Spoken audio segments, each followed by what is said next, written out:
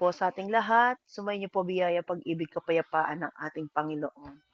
Amen po. How are you, brothers and sisters? Kumusta po kayo, Sister Fer at mga kapatid? Kumusta po kayong lahat? Mabuti po purihin ang Diyos. Amen. Purihin ang ating Panginoon. Hallelujah. Amen. Sadyang napakabuti po ng ating Panginoon. Dahil muli, binigyan na naman niya tayo ng isang malinaw na pamamaraan upang tayo magkasama-sama at siya ang ating pag-usapan, pag-aralan, palalimin ang ating relasyon sa Kanya. Amen po. So, nais ko pong itanong, ine-enjoy niyo po ba itong ating ginagawa sa ating mga prayer meetings na ganito? Do you enjoy being with God? Amen po. Amen. Hallelujah. Amen, Hallelujah. amen. Amen. Napakahalaga Yes po po, niyan, yes ano? po. Amen. Amen. Napakahalaga po na ine-enjoy natin na nararamdaman natin ang ating Panginoon, ang dahilan kaya tayong lahat nandito. We must desire to love Him and to enjoy His presence. Nakaka-enjoy naman talaga dahil lalo nating napag-aaralan at lalong na nagiging buo ang ating pagkilala sa ating Panginoon. Kagaya ng pagbasa ngayon, The Good Shepherd, di po ba? So mga kapatid, kaakibat po noon ng pagmamahal natin sa ating Panginoon, do you enjoy being with His people dito sa FOD? Ni-enjoy niyo po ba nakasama ang bawat isa? Abay uhaw! Sa batag. Amen. Abay Hallelujah. uhaw! Amen. Hallelujah. Lagi po, lagi po. Lagi, no? Biruin mo, bakit di mo namamahalin mga taong nandirito? Kapag narinig mo yung kanilang mga buhay na isinasalaysay, nagiging inspirasyon sa bawat isa. Paano hindi mo ba mahalin ang bawat isang nandirito? Eh, hindi mo kilala tong mga to, pero pinag-ugnay-ugnay. Kung saang sulok at dako ng mundo tayo nang galing, ano? Pero heto po tayo, pinagsama-sama ng ating Panginoon, pinag-iisa sa isang layunin, lalo na po sa ating mga pinag-uusapan. Dito sa akin, na naitalaga po natin ay mga worship series. Amen po, ng mga talks. Sabi nga po ni Sister Per, it might be possible na, it is possible na ito na po yung huling topic natin for this worship series dahil 3 buwan po o halos February. February po ako nagsimula sa inyo, first Monday of February. So, sapat na po, na talaga namang alam ko marami na po kayong natutunan tungkol sa ating Panginoon at sa kahalagahan ng ating pagiging worship leader. So mga kapatid, tamang-tama po bilang panghuli dito sa ating series, nais ko pong iwanan sa inyo sa panghuli, lalo't marami naman po talaga ako narinig ng mga nag-worship leader. Komplimente po sa ating worship leader ngayon na si Sister Marita. Dumami po ang ating mga worship leaders. So, ang pag-uusapan po natin ngayon, yung requirements for an acceptable worship. Amen? Ano nga po ba yung mga sangkap o kailangan upang ang ating mga pagsambay maging katanggap-tanggap, kalugod-lugod sa ating Panginoon? Amen po? As worshiper or as worship leaders po, we should also love His people, for it will be also hard to lead people whom we do not love. Kaya tinanong ko sa inyo kanina kung ine-enjoy nyo at iniibig ang Panginoon, yung ine-enjoy nyo nandito at alam natin ang Panginoon ng dahilan, so we love God. At ine-enjoy din natin na nandito at kasama natin ang ating mga kapatid, so we love His people. As worship leader, isa po yan mahalaga sa atin na mahal din dapat natin ang mamamayan ng ating mamamayan. Mahal po natin ang ating brothers and sisters. Dahil mahirap po na ilid po natin ang mga brothers and sisters natin patungo sa Panginoon kung hindi rin natin sila minamahal. At anong saysay na sinasabi natin mahal natin ang Panginoon, pero hindi natin matanggap o kayang mahalin ang kapwang pinagkaloob niya sa atin. You see, mga kapatid, in leading our brothers and sisters, in leading them, you will try to fill their hearts, to know their concerns and situations. Magkakamalasakit ka, makikipagkaisa ka. Kaya aalamin mo kung ano yung nararamdaman ng kanilang puso. Aalamin mo yung kanilang estado. Aalamin mo at concern ka dapat sa kanilang mga situation. We connect with the people around us. Amen po? A good worship leader and a good worshiper is first and foremost a lover of God and a lover of His people. And not all can worship God. Hindi po lahat kayang mag-worship sa Panginoon, kayang sumambat magpuri. Because worship is first and foremost a loving relationship. Kung hindi ka marunong magmahal, kung hindi ka marunong magpatawad, ang hirap po na maging worshiper ka. Amen? And it becomes easy and right to worship the God we love. This is then adoration becomes a lifestyle than an event. Madali na sa atin na magpurit sumamba dahil buhay na natin at hindi lang ito basta bahagi ng ating assignment. Amen po? Meaning, we live in the presence of the Lord at all times in our daily life. Kaya nga kahit ora-orada na i-assign ka na mag-lead, kayang-kaya mo. Bakit? Excited ka pa nga eh. Biruin mo, pribilehyo po yun na ikaw ang magli-lead na sumamba at dalhin mo ang iyong mga kapwa, ang kanyang sambayanan, patungo sa kanyang trono. Hallelujah to that, mga kapatid.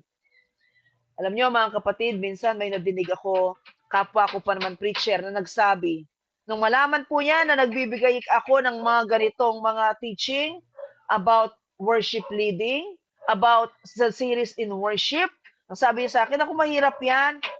Yung pagtuturo niya ng worship, kagaya ng workshop, nagduda na ako dyan eh. Kasi sabi niya, hindi daw effective.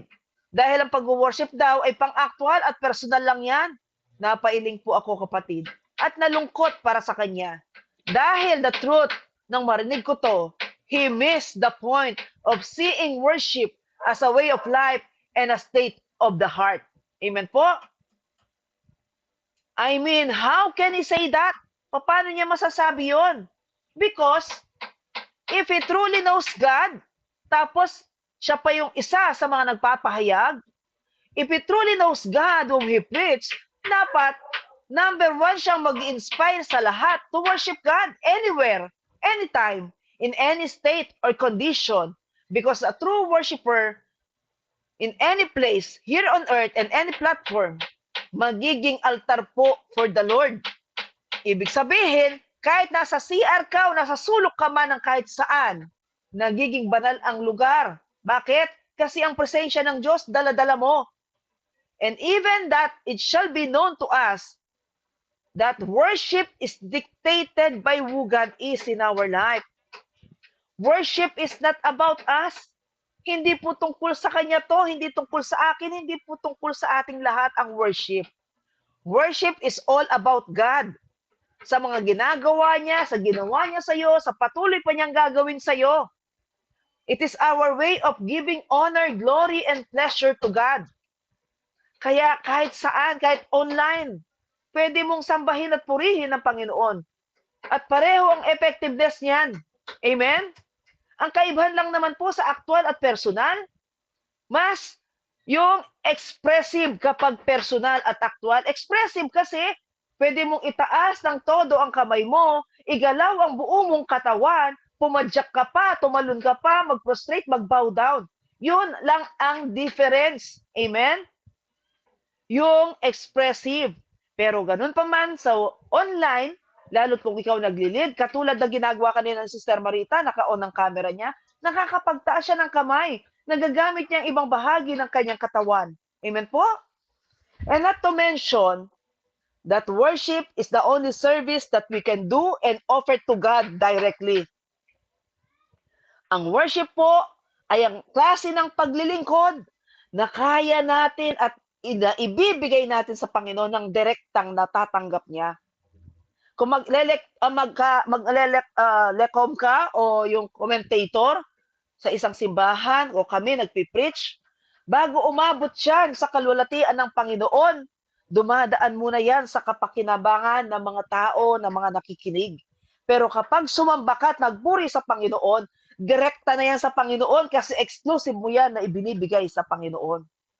Amen po? Meaning, nung sinabi niya yan, kulang na lang sabihin kong hindi pwedeng sa pulpito lang kami nakakapagpahayag ng tungkol sa Diyos. But una sa lahat, dapat kami mismo ay may malalim ng ugnayan, pagkilala, pitagan at relasyon sa pagbibigay ng luwalhati, katangalan at pagpupuri sa Panginoon. Kaya nga ang pagiging worshiper at worship leader, mga kapatid, may buhay sa likod niyan. Anong ibig sabihin niyan? May epekto to dapat sa atin kapag ginagawa natin ito. Nababago ang ating pananaw, nababago ang ating pagkilala sa Diyos at pagmamahal natin sa Kanya, lalong tumitindi. At pati na rin sa pakikitungo natin sa ating kapwa. Lalo na po kung ikaw pa na-assign na worship leader. Mamahalin mo yung mga kapwa na ililid mo para asigurado mong sila'y makakarating sa trono ng Diyos. Buhay na po dapat na nakaugnay sa galaw ng Diyos ang ating buhay. And our ability to lead dynamic worship comes from our personal experience of God in our lives. Mga kapatid, truth is, God can only be worshipped and praised by the people whom He has called out of darkness into His wonderful light. And this is true. Malalaman mo at maunawaan mo ang mga taong grabe kung sumamba at magpuri sa Panginoon. Malalaman mo kung bakit grabing mag-worship yung isang brother o sister.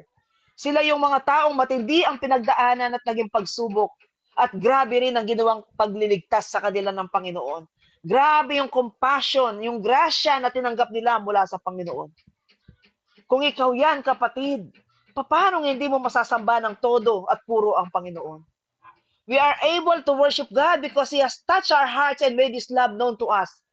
He already transformed us. Yung dati sugarol ka, dati lasenggo ka, dati mapanakit ka ng asawa, dati mapanira ka ng kapwa, dati ang damot mo at kung ano-ano pang dating negatibo sa'yo, na dati adik ka o kung ano-ano pa. Tapos, naramdaman mo ang pagbabagong binigay ni Lord sa'yo, na-experience mo siya, His saving grace. Yun po yung mga klase ng tao. Yung mga taong pinagaling mula sa malalang sakit, yan po yung mga klaseng tao na sobra kung magsumamba at magpuri sa Panginoon. Amen? At kahit naman siguro hindi pa dumaan sa matinding pagsubok, mas lalo mong dapat mapuri ang Panginoon. Biro mo, protektado ka niya. And since His love was already known to us, dapat ang enthusiasm natin to worship mataas. Amen po? Alam nyo, I could see and I could observe, kahit ilan lang po yung napakinggan ko na mga nag-worship sa inyo. Nagugulat po ako dahil di ko dating mga narinig yung ibang nag-worship sa inyo. Natutuwa po ako. Hindi po tayo nabigo. Hindi po tayo binigo ng ating Panginoon. Na may makaambag tayo sa kaalaman. At sa pagpupursige. Amen po. Amen. Pero hindi po mangyayari yan kung hindi nyo po ako binigyan ng pagkakataon na pakinggan at magamit itong aming mga naituturo sa inyo. Kasi napatunayan ko talagang kilala nyo ang Diyos. At kasi mahal nyo nga ang Diyos. Kasi mahal nyo ang kapwa nyo lalo dito sa FOD at kung saan pa kayo namumuno ng pagsamba at pagpupuri. Mga kapatid, ang sabi po sa 1 Samuel 13 verse 14, si Yahweh ay pipili ng isang taong mula sa kanyang puso na maghahari sa Israel sapagkat hindi mo sinunod ang utos niya sa iyo. The Lord has sought out a man after His own heart and appointed him leader of His people. Sino nagsasalita dito? Si Propeta Samuel. Sinong kinakausap niya? Si Haring Saul na binigo. Si Samuel, binigo ang Panginoon. Kaya yung anointing niya na ilipat, nawala. Amen? At nag-appoint ng ibang leader na maglilid ng Israel. So ang unang hari po ng Israel, nabigong, mabigyan ng tamang pansin, pagkilala at pagsambat papuri ang ating Panginoon. That's why a true leader is not described by his look, nor talents, nor abilities, nor possessions, o estado niya sa buhay. He is described by how he relates with God, yung relationship niya. And his life shows how much he values God in everything he does. And this is how King David was described to us by the Bible. Siya ang pumalit kay Haring Saul, na incidentally naging biyenan niya, si David. And this is also the reason why it was him who was quoted as a man after God's own heart. also known as the Beloved. Do you know why he was known for this affection? Alam niyo po ba kung bakit ganon ang pagkilala at pagtawag sa kanya? Because when King Saul, the first king of Israel, failed God, the prophet Samuel was sent by God to go to the house of Jesse, yung ama ni David, ano? For God has chosen one of his son as replacement for the kingship of Saul, for the kingship of Israel. On the contrary, mga kapatid, Saul was described by how a king should look like and not what a king should be like. Napili po ang unang hari ng Israel na si King Saul na maganda siyang lalaki, matangkad, maganda siyang suotan ng korona, maganda siyang sumuot ng kasuotan ng panghari. Kumbaga, yung physical appearance. Pero mas mahalaga po na katulad ng pangyayari kay Haring David, hindi nabigo ang Panginoon sa kanya. He was chosen and described by how a king should be like. Kung ano ang dapat maging hari sa atin, mga kapatid. Kung ano dapat tayo bilang mga maging worshiper ng ating Panginoon. Mula po dito, nais kong basahin para sa inyong lahat ang Aklat ng Awit, Kabanata 24, talata 3 hanggang 8. Psalm 24, verse 3 to 8. Sa burol ni Yahweh, sinong nararapat umahon? Sa banal niyang templo, sinong dapat pumaroon? Ang taong malinis ang buhay, pati ang isipan. Hindi sumasamba sa mga Diyos-Diyosan at hindi sumusumpa ng kasinungalingan. Bibigyan siya ni Yahweh ng pagpapala at kaligtasan. Ipahahayag siya ng Diyos na walang kasalanan. Ganoon ang mga taong lumalapit sa Diyos. Silang dumudulog sa Diyos ni Jacob. Buksan ninyong mabuti ang mga tarangkahan. Buksan ninyo pati ang mga lumang pintuan at ang dakilang hari papasok at daraan. Hallelujah! Sa napakagandang pagbasang ito. Mga kapatid, ito ang dahilan kung bakit ang huli kong napili na topics para sa inyo ay maging ganap. Malaman natin paano natin mapapanatiling karapat-dapat tayong mga mananamba at tagapagpuri ng ating Panginoon. Some requirements for an acceptable worship. Mga kapatid, ang pagsamba ay nag-uumpisa sa puso natin. Amen po? Ito ang kinakailangan sa ating pagsamba. Isang malinis na puso, ang pinakamagandang sangkap ng tunay at dalisay na pagsamba. Kaya nga malalaman mo kapag ang nagwo-worship leader o ang nagwo-worship ay heartfelt, malalaman mo na nanggagaling sa kanyang puso ang kanyang mga sinasabi. Sabi nga po sa awit, Kabanata 24, talata 4, Psalm 24, verse 4, ang taong malinis ang buhay, pati ang isipan, hindi sumasamba sa mga Diyos-Diyosan at hindi sumusumpa ng kasinungalingan. Mas naririnig po ng Panginoon ang kalagayan ng ating puso kaysa sa binibigkas ng ating mga labi. Kaya mahalaga po na tayo, malinis na puso, ang sangkap na dapat meron tayo sa ating pagsamba. Ito po ang dahilan why worship should start from the heart. It is in fact a state of the heart, not of the lips. And Isaiah knew this so well that he wrote about it. Sinabi po ni Propeta Isaiah, nung ang Panginoon ang nagwika sa kanya, sa Isaiah 29:13, ang mga taong ito ay nagpapahayag ng pagsamba sa akin. Ngunit ito'y sa bibig lamang at hindi nanggagaling sa kanilang puso. Malayo ang kanilang puso sa akin. Ang kanilang relihiyon ay batay lamang sa mga utos at tradisyong itinuro ng tao na kanilang isnaulo, ngunit hindi isnasa puso. Posible po mga kapatid na tayo ang sarap pakinggan ng ating sinasabi sa pagpupurit pagsamba. Ngunit ito'y nakatatak lang sa ating mga isip, lumalabas sa bibig, ngunit taliwas sa nilalaman ng puso. Posibleng nag-worship lead ka, pero may sama ka ng loob. Posible rin na nag-worship ka, pero ang isip mo nandun sa problema mo sa trabaho. Posible rin ang katawan mo nandiyan kung saan ikaw ay nagbibigay ng papurit parangal, itinatayo ang templo ng Diyos, ang trono ng Diyos, pero ang buo mong kamalayan ay malayo. Malayo pero nakakapag-worship ka at nakakasambit ng salita. Bakit? Kasi ang lahat ay batay lamang sa tradisyong itinuro na isnaulo ngunit hindi isnasa puso. Pararatangan po tayo at sasabihan tayo sinungaling o pinaplastic lamang natin ang Panginoon. Amen po? Dapat ang estado natin kapag sumamba, kung ano man ang concern mo, iniwanan mo na. Kung ano man ang concern mo kapag ikaw ay nag-worship, iwaksi mo muna yan. Ang lahat ng takot, kawalan ng pag-asa, pangamba, depression at kung ano-ano pa. Unahin mo ang Panginoon at nang maibigay mo ng todo, ang karapatan niyang sambahin mo siya at papurihan. At bigyan mo ng pagkakataon ang sarili mo makapagbigay ng pagtanaw ng utang na loob sa lahat ng kabutihan sa iyo ng Diyos. Amen po? Lahat ng katanggap-tanggap na pagsamba ay mula sa malinis na puso lamang nag-uumpisa. Kaya nga po sabi po sa Mateo 5 verse 8, Mateo 5 hanggang verse 8, 5 verse 8, mapalad ang may mga malinis na puso sapagkat makikita nila ang Diyos. Amen?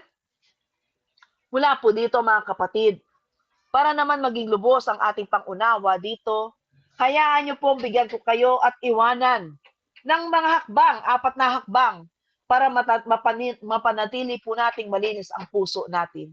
Para ma-enjoy po natin ang pag-worship. Para anytime na i-assign tayo, kayang-kaya natin. Amen?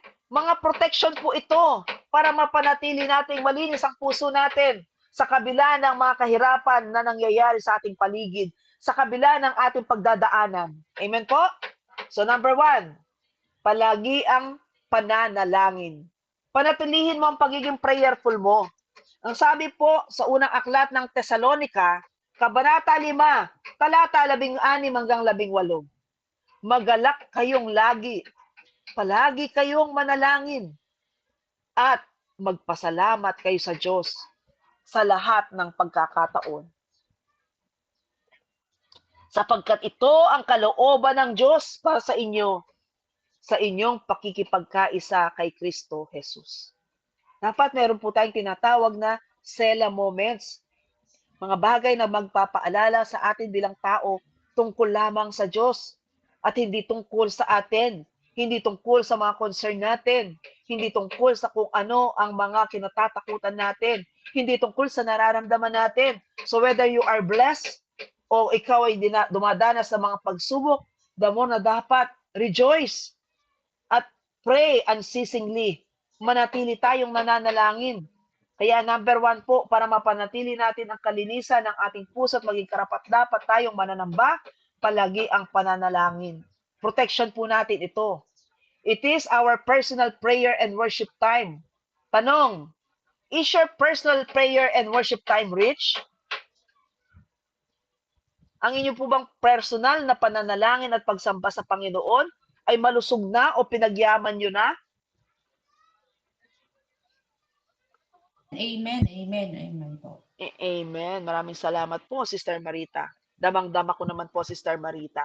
Komplimenti, napakaganda po ng mga words na binibigkas niyo para sa ating Panginoon. And may conviction, dos na sabi mo, we declare and decree. Amen po? Buong-buo ang tiwala at pagkilala sa Panginoon na may kapangyarihang kumilos. Kaya nga, ang buong nilalaman ay ang magandang plano ng Diyos kahit ano pa ang nangyayari sa atin. Amen po? So, we must reach a point where prayer and worship time is not just something you have to do, but something that blesses you. Dapat dumating na po tayo when we say our personal prayer and worship time reach na o talagang sagana na tayo sa pagsambat, panalangin sa Panginoon. Kasi dumating na po tayo sa punto ng ating buhay na ang panalangin natin at ang pagsamba ay hindi lamang ito tungkol sa kung ano ang dapat gawin. Kung hindi, ito yung alam nating nakakapagbigay sa atin ng pagpapala. Na kapag ikaw sumamba ka, posture pa lang, inisip mo pa lang, at gagawin mo pa lang, nararamdaman mo na ang presensya niya. Yan po yung pinakamatinding grasya at pagpapala na matatanggap natin sa araw-araw. Yung maramdaman mong God is with you. He will never abandon nor forsake you. He is present in all the days of your life. Nararamdaman mo siya.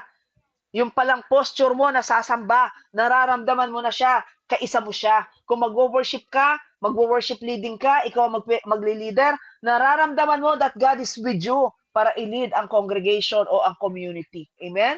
Dapat aabutin na po natin ang puntong ganon. At excited ka kapag ikaw na ang magbibigay ng praise and worship.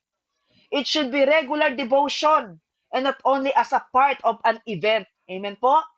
So yan po yung number 1, palagi ang pananalangin. Number 2, iwaksi ang mga sama ng loob at galit. Yan po yung number 2 requirements. Number 1, be prayerful. Di ba? Yung pray at all times. Number 2, iwaksi ang sama ng loob at galit. Let go mo na ang lahat ng mga nakaraan at ang mga galit at tampo o kung ano pa man. Bakit? Ang sabi ng ating Panginoon kay Propeta Isaiah sa Isaiah 29 verse 13, "These people claim to worship me, but their words are meaningless." Bakit kaya nasabi ng Panginoon kay Propeta Isaiah yan? Kasi alam ng Panginoon kung ano ang nilalaman ng puso mo. First and foremost, alam niya na nagbibigay ka ng mga magagandang salita. Pero mga kapatid, hindi natin na nauunawaan na higit na tinitignan at narinig ng Panginoon ang ating nasa puso. Amen po? So, my dear brothers and sisters, sa Matthew 5 verse 23 to 24, sabi po, "Kaya't kung mag-aalay ka ng handog sa dambana para sa Diyos," amen? Para sa Diyos, at naalala mong may sama ng loob sa iyo, ang iyong kapatid, iwan mo muna ang iyong handog sa harap ng dambana at makipagkasundo ka sa kanya. Pagkatapos magbalik ka at maghandog sa Diyos. Amen po? So, sino yung tinutukoy dito? Tayo yun. Na lahat naman tayo, guilty tayo dito. May mga tao tayong iniiwasan, may mga tao tayong galit tayo, o may sama tayo ng loob, at hindi pa natin kaisa. Amen? So, ang sinasabi po dito, iwanan daw po natin muna ang mga hinahandog natin para sa Panginoon, para maging katanggap-tanggap sa Kanya ang ating gagawing pagsamba at pagpupuri. Every day nasabi natin, "And forgive us our sins as we forgive those who sins against us." Pinapahayag natin yan. So it is a covenant. Isa pong kasunduan na binibigay natin sa Panginoon na sinasabing, "Patawaran mo kami, Panginoon, at kami naman ay magpapatawad din na sa mga nagkakasala sa amin." So magiging maluwag po ang lahat kasi wala tayong dala-dala. Tingnan mo kung anong number You see, na. meron po tayong isang magandang prinsipyo na dapat nating panghawakan. Ito po yun. Hindi Anong number? nakakarinig ng papuri ang Panginoong Diyos Ha? na nagmumula sa mga pusong may sama ng loob. Ulitin ko po. Hindi nakakarinig ng papuri ang Panginoong Diyos na nagmumula sa mga pusong may sama ng loob. So, on the Anong other number hand, na? mas 35? magiging katanggap-tanggap sa Diyos na ikaw po ay maglilid ng worship sa kabila ng lahat, handa mong isakripisyo ang sarili mong nararamdaman. Doble po yun. Doble po ang maibibigay mong kagalakan sa Panginoon. Amen? Na sinurrender mo ang mahalaga sa iyo. Sa lahat po tayo, meron tayong tinatawag na Isaac sa ating buhay. Isaac. Anong ibig sabihin yun? Yung mga bagay na labis nating pinapahalagahan at pinangahawakan sa ating mga sarili o sa ating buhay. Kung natandaan niyo po si Abraham at si Sarah, matanda na sila nung sila'y magkaanak. Kaloob si Isaac sa kanila. Pero sa worship time ni Abraham, hiningi ng Panginoon na si Isaac ang kanyang ialay. Amen? Napatunayan po at kinalugdan ng Panginoon si Abraham nung nag-abide siya, yung kanyang obedience, inoffer niya ang kanyang Isaac, ang kanyang bugtong na anak. My dear brothers and sisters, kung gusto mong labis na mabigyan mo ng kaluhuran, mabigyan mo ng kadakilaan ng Panginoon, at this very moment, starting today, learn to offer and surrender your Isaac to the Lord. Amen po? Yung mga pride, yung mga galit, yung mga takot, yung mga pangamba, yung mga hindrances para makasunod tayo sa ating Panginoon. Amen po? That way, magiging sincere at puro po tayo sa paglapit natin sa Panginoon. Number 3, alisin ang anumang sanhi ng kayabangan. Remove all those reason ng pagiging pride. Alisin ang anumang sanhi ng kayabangan. Sabi po sa Lucas, Kabanata 18, talata 10 hanggang 11. Tumayo ang Pariseo at nanalangin ng ganito tungkol sa kanyang sarili. O Diyos, nagpapasalamat ako sa iyo sapagkat hindi ako katulad ng iba na mga magnanakaw, mandaraya, mangangalunya, o kaya'y katulad ng maniningil ng buwis na ito.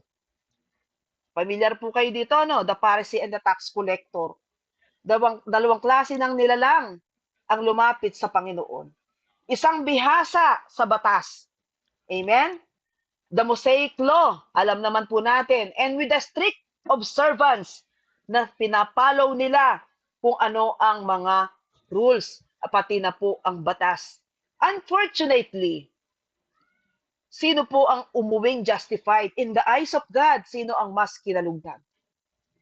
After all, kung titignan mong mabuti, ang Pariseo ay lumapit sa altar ng Panginoon. He bragged about himself.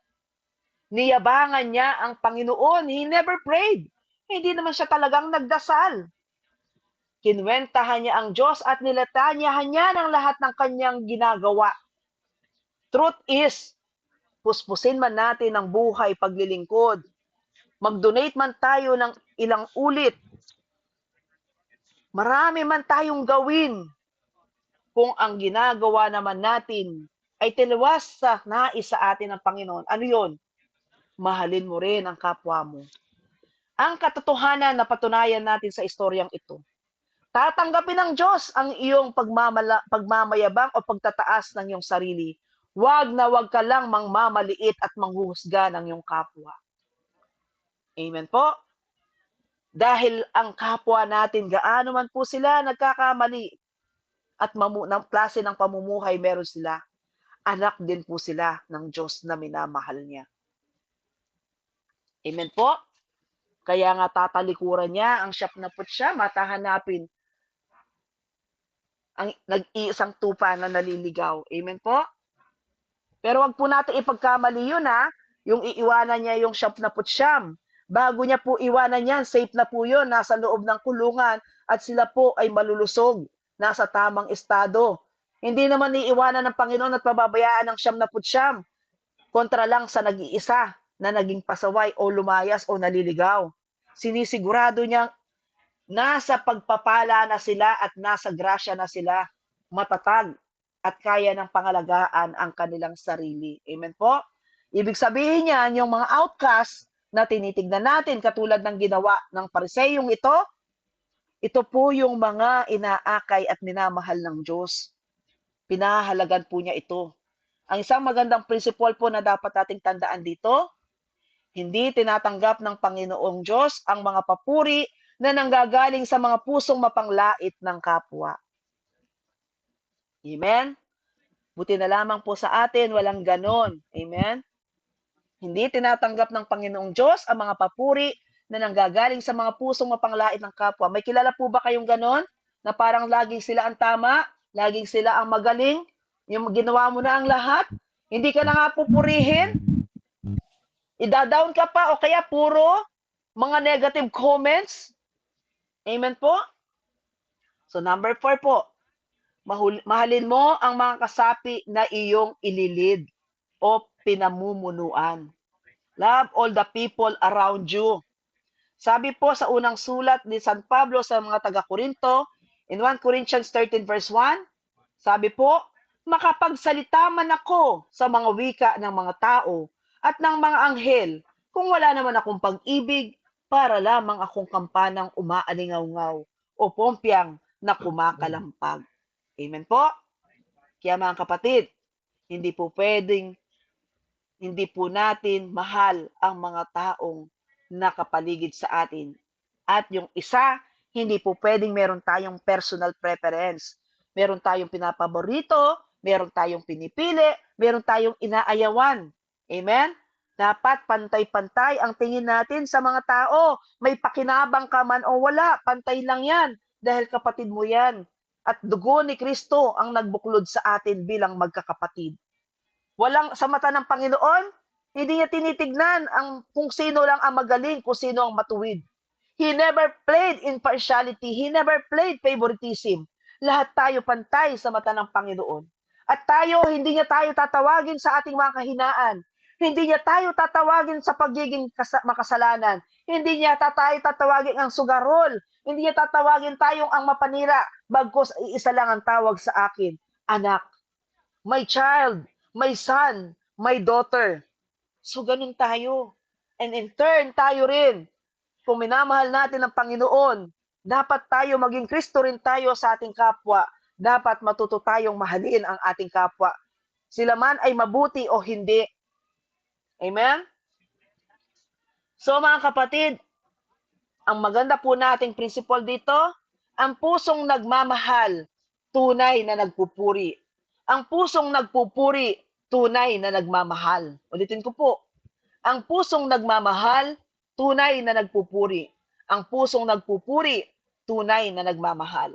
So mga kapatid, simpleng-simple, ano po? Ito po yung 4 na requirements for an acceptable praise and worship. Kasi kailangan nga natin malinis na puso. Pero paano natin mapapanatili ang mabuting puso is ang mundo ngayon pasama ng pasama, di po ba? Kaya binigyan ko po kayo ng mga hakbang para mapanatili, maproteksyonan natin, magkaroon ng malinis na puso. Yung number 1 nga po, as a recap, palagi ang pananalangin. Kasi ito po yung protection natin. Kapag nakakaramdam ka na natutokso ka na, kapag nakakaramdam ka na ng mga bagay na nakakainis, manalangin ka. Hayaan mo mapagtakpan ng iyong kabutihan ang mga mali ng nakikita mo. Hayaan mo ring ang pananalangin mo ang magpatibay sa iyo. Pangalawa, iwaksi ang mga sama ng loob at galit. Iwanan mo na yung mga sama ng loob. Amen? Para nang sa gayon, pag mumarap ka sa Panginoon, purong-puro alam niya ang laman lang ng puso mo, pag-ibig. Mahirap pong mag-lead, mag-worship leader ka na meron kang mga taong tinitignan. Anyway, dapat po kapag tayo nag-worship na, we are being lost and awed in the presence of the Lord. Amen po? So, pangatlo po, yung aalisin na po natin ang anumang sanhi ng ating kayabangan. Anyway, worship is not about us, it's all about God. Kaya hindi tayo pwedeng maging mayabang. Pang-apat, mahalin mo ang mga kasapi na iyong inililid o inilalapit sa pananalangin. Sa aking pagtatapos, mga kapatid, sa pangwakas, mula po sa Psalm 51, verse 9 to 11. Psalm 51, verse 9 to 11, ang kasalanan ko'y iyon ang limutin. Lahat kong nagawang masamay pawiin. Isang pusong tapat sa aking likain. Bigyan mo, O Diyos, ng bagong damdamin. Sa iyong harapay wag akong aalisin. Yung banal na espiritu ay paghariin. Mga kapatid, isa pong napakagandang panalangin ito. Sa araw-araw as we examine ourselves and our conscience. From Psalm 51 verse 9 to 11. Na alam naman po natin na tayo nagkakasala. Kaya hinihiling natin sa pananalangin na kalimutan ng Diyos at patawarin tayo sa ating mga pagkakamali at pagkakasala. Sa mga nagawa nating masasama. At bigyan tayo ng pusong tapat at bigyan tayo ng Diyos ng bagong damdamin. Na kung tayo nasaktan man at may nakapanakit sa atin o tayo nakapanakit, pawiin niya yan at bigyan niya tayo ng bagong nararamdaman. Ipatransplant na natin ang ating puso sa Panginoon. Amen po? At upang tayo'y sa kanyang harapan, ang banal niyang espiritu ang manatili sa atin. We always ask that we will be and will still and forever be the temple of the Holy Spirit.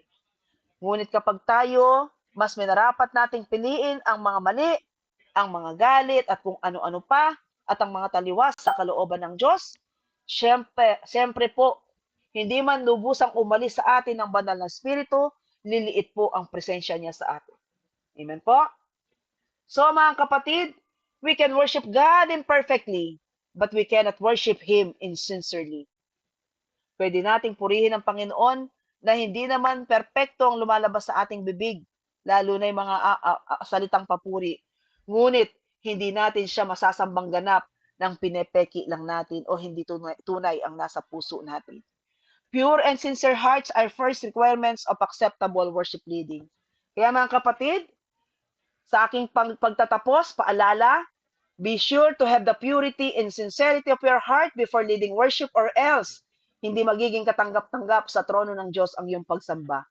In short, hindi po natin pwedeng pekein ang pagsamba sa altar ng Panginoon dahil ilalantad ka at di ka aabot sa kalwalatian ng Diyos. Sabi nga po sa huling bahagi ng Hebrews 4 verse 12, God judges the thoughts and the intentions of every man's heart. Dito po nagtatapos ang ating series para sa ating worship. Amen po? Nawa po ang lahat ng na-discuss ko sa inyo ay mai-apply nyo at matutunan nyo. Mga kapatid, maging ganap nawa ang kalooban ng Diyos at paghahari niya sa atin. Nawa ay manatili tayo na nasa kanyang presensya. At sa oras na to, hayaan niyong bigyan ko kayo ng panghuling panalangin. Damahin po natin ang makapangyarihang presensya ng Diyos na nasa atin ngayon. Sa ngalan ng Ama, ng Anak at ng Diyos, Espiritu Santo. Amen. Mahal naming Panginoon, tunay nga pong dakila ka sa lahat. Pinupuri at dinadakila ka namin sa lahat ng sandali ng aming buhay. Pinupuri at pinapasalamatan ka po namin sa banal na oras na ito dahil minarapat mo sa loob ng 3 buwan, ikaw po ang aming itanghal, pag-aralan at malubos ang aming kaalaman kung paano nga ba magiging epektibong mag-lead sa iyo ng worship at lalo maging isang ganap na worshiper na ang buhay ay lifestyle na ang buhay sa iyo na nakaangkla, na ang aming bawat sasabihin sa tuwing kami ay lalapit sa iyo ay tunay na nanggagaling sa aming puso, sincero at tapat na sumasamba at nagpupuri sa iyo. Panginoon, papurit pa sa salamat sa lahat ng ginawa mo sa amin, sa lahat ng wisdom na inimpart mo sa amin, sa lahat ng kagalingan at kalakasan, sa lahat ng biyaya, at sa lahat ng mga kapatid na patuloy mong pinagkakaloob sa amin. Pinupuri ka namin at dinadakila, Panginoon, sa lahat pa na plano mong gawin sa amin at sa lahat pa na hindi namin nalaman na ginawa mo sa amin. You have all the things done before pa kami tuluyang pinanganak sa mundong ito. At patuloy mong ginagawa. Truly, Lord, you are not yet done with us. Marami ka pang gagawin. Amen and amen to that, O Lord. At kami po'y patuloy na nagpapasalamat sa banal na oras na ito dahil lubos po naming nakilala ka sa pamamagitan ng bugtong mong anak na nagkatawang tao at naramdaman namin ang presensya mula pa ng mga ninunong namuhay na kapiling siya. At hanggang ngayon ay nararamdaman namin sa pamamagitan ng binigay na katapatan ng pangako sa pamamagitan ng banal na espiritong gumagabay sa amin. Panginoon, wala na po kaming masasambit. Nothing that can our hearts says, but more so with what our hearts simply want you to say. We love you, Lord.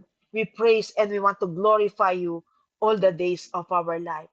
May the Lord bless you all, my dear brothers and sisters, with a heart so pure and so sincere that you can even praise God even more, that you can even worship Him dynamically. Amen. That you will be awed every time that you approach God during your praise and worship, whether in online or in personal. May the Lord be with you all to guide you and put you the exact words and the heart full of worship. All this we humbly pray in the name of our Lord Jesus Christ, who lives and reigns and guides us all throughout, now and forever. Amen and amen and amen. At sa pakikipagkaisa ng mahal nating ina, na iniwanan niya bilang ina ng ating simbahan at tunay na ina ng ating Panginoong tagapagligtas. Maraming salamat po, mahal na ina. Amen and amen and amen. And at this moment, we shall glorify the Lord all together. Glory be to the Father, to the Son, and to the Holy Spirit. As it was, And also, and never shall be world without end.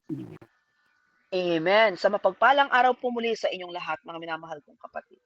Halimbawa, may padalawa yung may pagdaramdam o ano, So ang sabi po nyo kanina ay dapat ang pagpupuri tanging sa Panginoon, ito hindi nakadepende sa sitwasyon. Ano po sis, sabi niya po, sa Nagre-record ako. sitwasyon na mag-worship. Pero po dahil nga po sinabi po ninyo na yung halimbawa may mga pagdaramdam, so ibig po sabihin sis, kung halimbawa po ang isa nagwo-worship ay nagsabing, sis, hindi muna ako, na meron siyang pansariling kadahilanan na siya lang ang nakakaalam at ang Lord, okay lang po yun, sis, yun po ang aking tanong.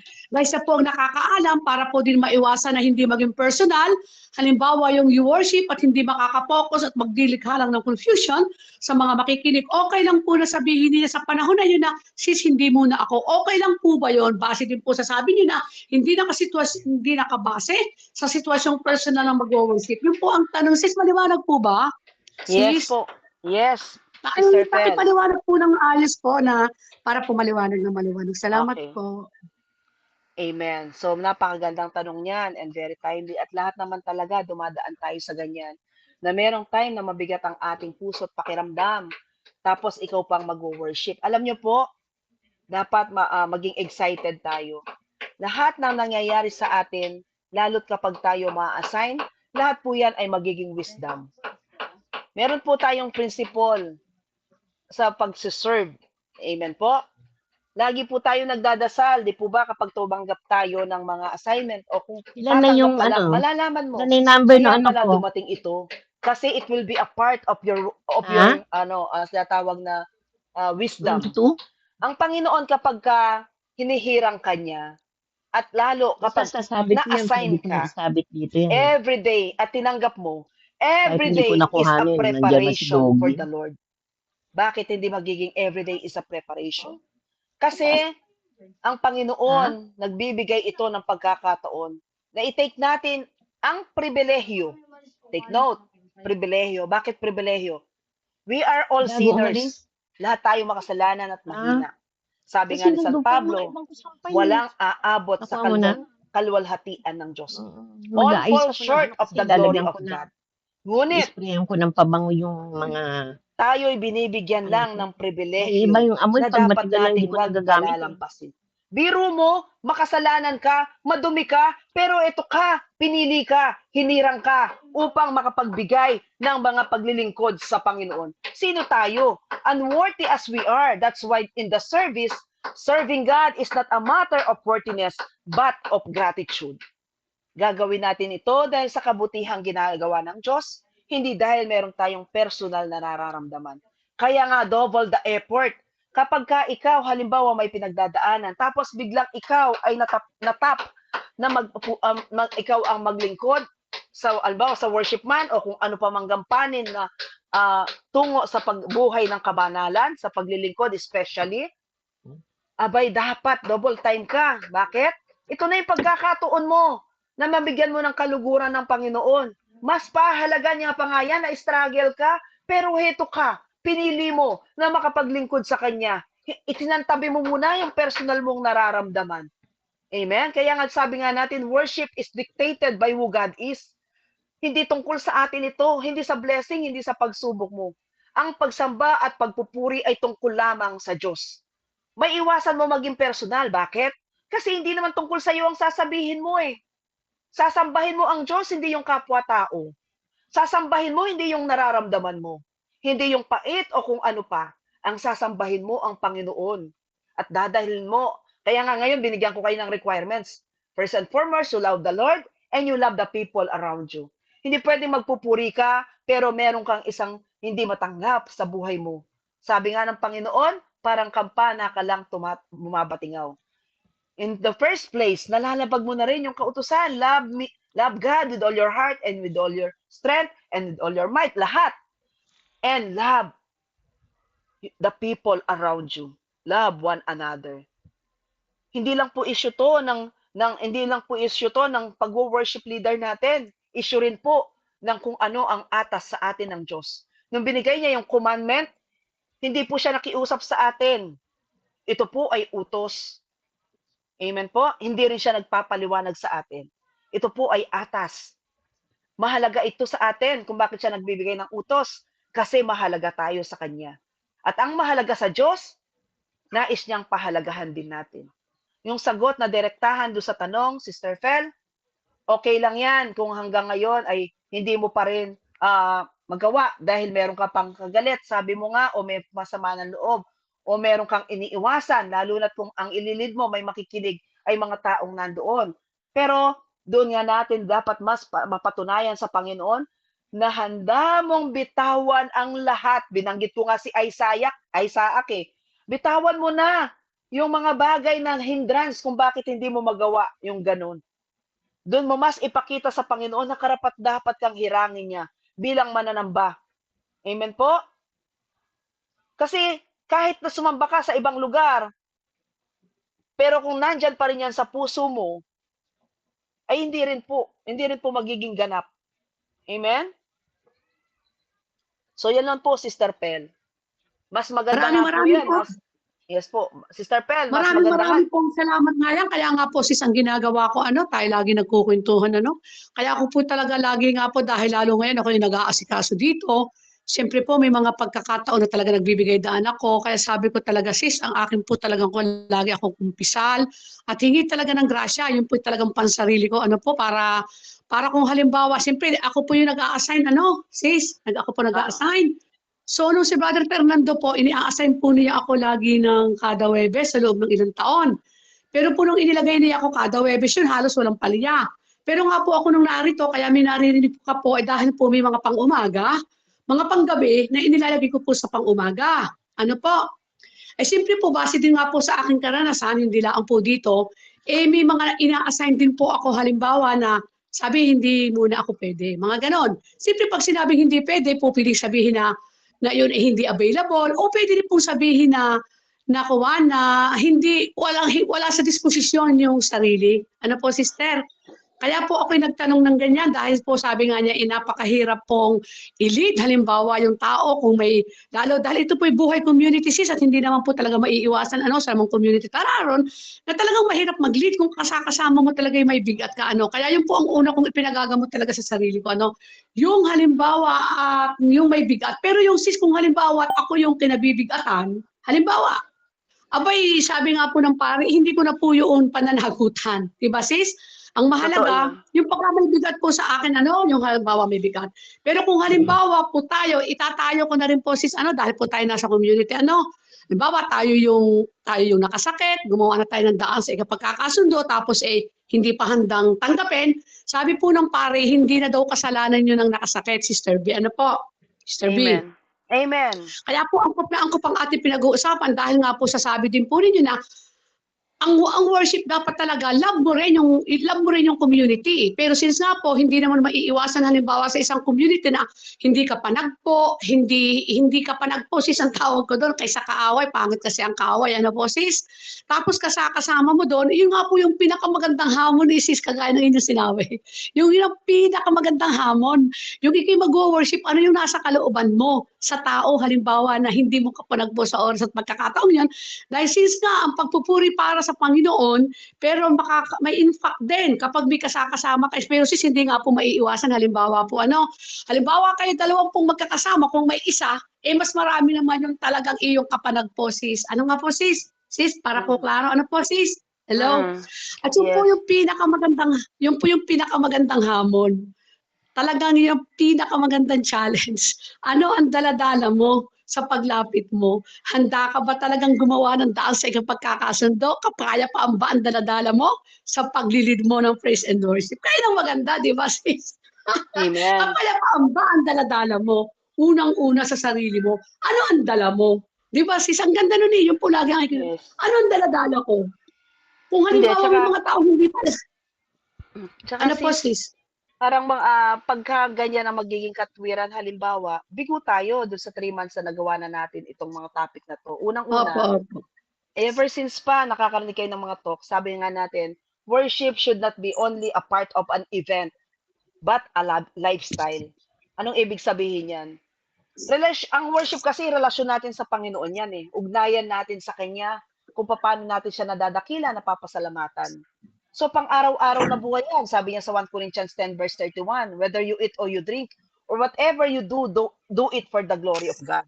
Ngayon, kung hindi mo magawa, halimbawa sa isang lugar dahil meron kang kagalit doon o hindi ka panagpo, gaya ng ginamit mong term, Ibig sabihin, Opo. hindi mo pa lifestyle ito. Bahagi lang siya ng event. Kasi namimili ka ng platform o lugar kung saan mo pwedeng siyang sambahin. Kasi kung everyday nagagawa mo na nga purihin ang Diyos, ibig sabihin, kahit saan altar na ng Panginoon ang puso mo. At para maging altar yan ng Panginoon at trono niya, siya ang nakaluklok sa puso mo, wala na naghahari sa puso mo na galit, hinanakit o tampo. Hindi pwedeng ang Panginoon nandiyan sa puso mo pero may galit ka o tampo o hinanakit. Hindi po pwedeng ganon. He cannot be. Sasabog po. Sabi nga po niya in James 3, hindi pwedeng sa isang bukal lumalabas ang tubig tabang at tubig dagat. Sasabog ito. Amen po. Pangalawa, sasabihin kong bigo lahat ng mga pinakikinggan nating preacher at tagapagpahayag. Kung sa dami-dami na ng mga narinig niyong mga katuruan, hindi pa rin kayo naghihilom. Opo.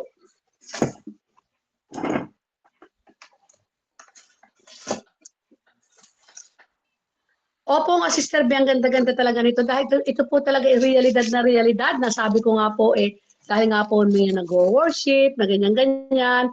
Tapos marami ang ating inspiring.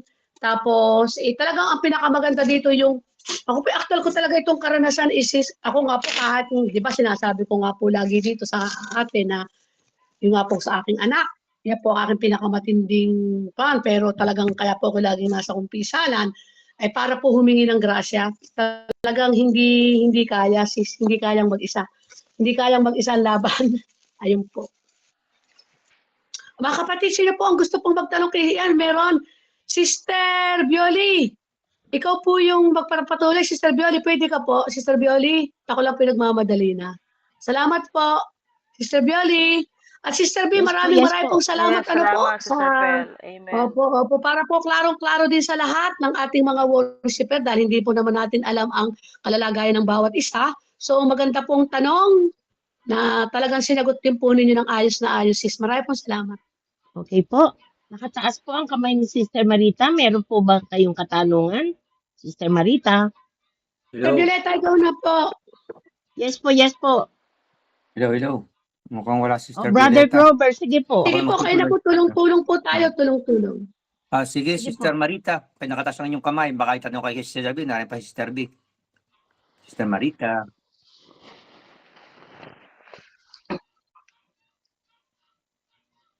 Hello po, Sister B. Hello, Sister Good morning Marita. po. Yes po. Good. Natutuwa po talaga ako sa sinabi ninyo na kung kailangan natin magpa-transplant ng ating puso, tawa ko po talaga doon. Yes po. Well,